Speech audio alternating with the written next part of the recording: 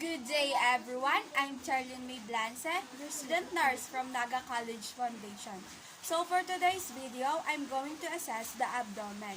But before that, let me gather all the needed materials and perform the hand washing. Good day ma'am, I'm Charlene Mae Blance, your student nurse from Naga College Foundation. For verification po, let me know your name. How about your birthday po? November 15, 2010. Ilang taon na po kayo ma'am? 9. 9. Okay po, thank you. So now, I'm going to assess your abdomen. For me to be able to do that, I need your 100% cooperation. Is that okay with you ma'am? Okay po. So, okay ma'am, I will lay down you in a flat surface or in supine position and keep your arms on your side.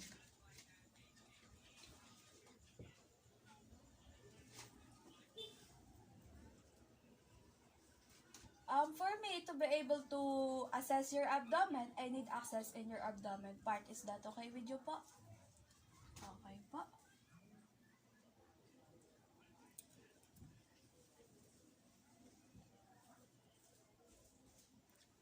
So, before we proceed, I would like to ask some few questions po. Ma'am, do you feel any pain in your abdomen? Okay po. How about constipation or diarrhea? Okay po, noted. Have you noticed any changes in your appetite? Okay po. Any problems in urinating such as pain or burning sensation? Have you already voided po? Okay po. So, now I'll proceed in assessing the abdomen of the patient by inspecting first the 4 quadrants. Note the skin, color, the contour, the symmetry, observe for any pulsations as well as the umbilical. Okay, so open inspection, the abdomen is the flat and symmetrical. I don't see any scars, lesions, or rashes. No dilated veins, distensions, or any enlarged organs as well. The umbilicus is midline without any herniation, which is a normal finding. Now, if this tension is expected and observed, then you have to locate the highest available point of that distension, and then you have to measure it by placing a tape measure around it.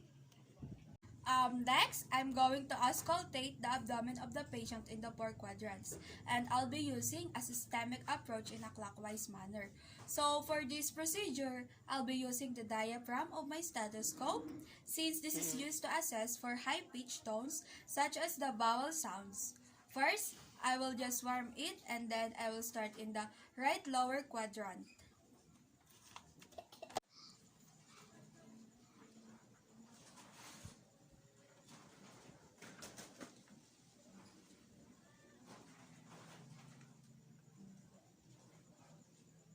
So, I'll start here since the vowel sounds are always present in this area. I'll be listening for each quadrant for 1 full minute.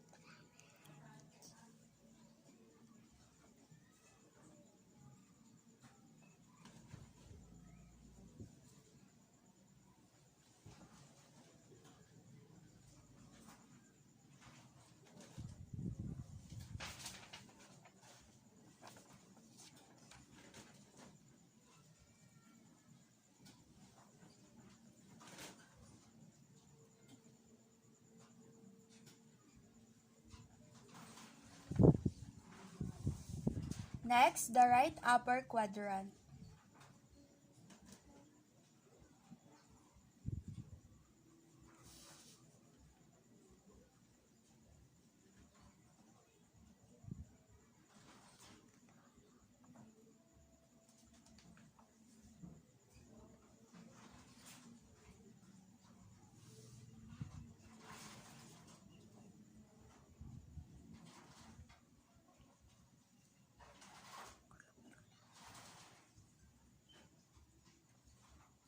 Then, to the left upper quadrant.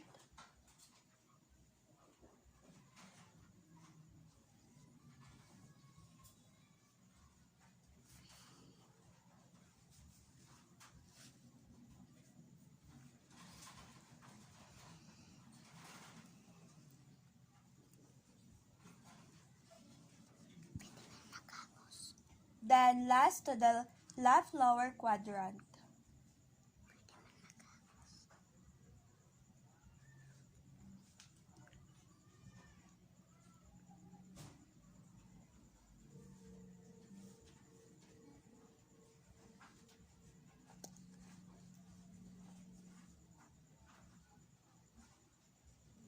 Okay. So, upon auscultation, soft gurgling or clicking sounds are heard, which is a normal finding. Now, the normal vowel sounds are actually 5 to 30 vowel sounds per minute. And if you heard 34 vowel sounds per minute or more than that, then this is classified as hyperactive vowel sounds. So, there is an increase in gastric motility. So, this means that the intestinal activity is faster than normal, and this is often heard when patients have diarrhea or after eating. And if you heard one vowel sound for every 3 to 5 minutes, then this is classified as hypoactive vowel sounds. So, next, I will auscultate again to assess for the vascular sound, and this time, I'll be using the bell of the stethoscope. Since this is used to assess for low-pitched tones, I'll be placing in the aortic artery part of the patient.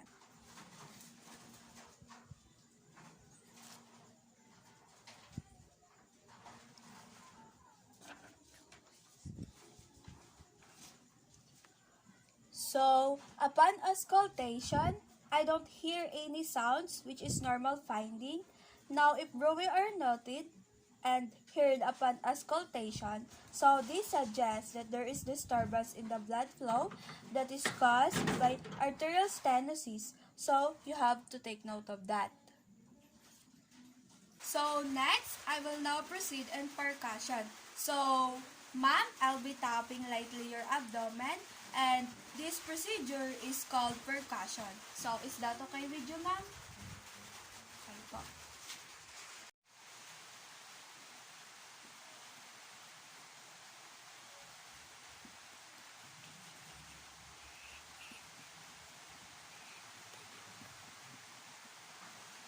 So, upon percussion, timpani sounds are heard in all 4 quadrants, which is a normal finding. So, this indicates that the air in the intestine are rising. So, this is a normal finding. Now, if you note a dull sound upon percussion, then this indicates that the patient has distant bladder fluid or mass. So, that is why it is important that you ask and instruct the patient to void prior to performing the assessment. Okay, so now I'm done percussing the abdomen of the patient to assess for the tone. I will now proceed in palpation.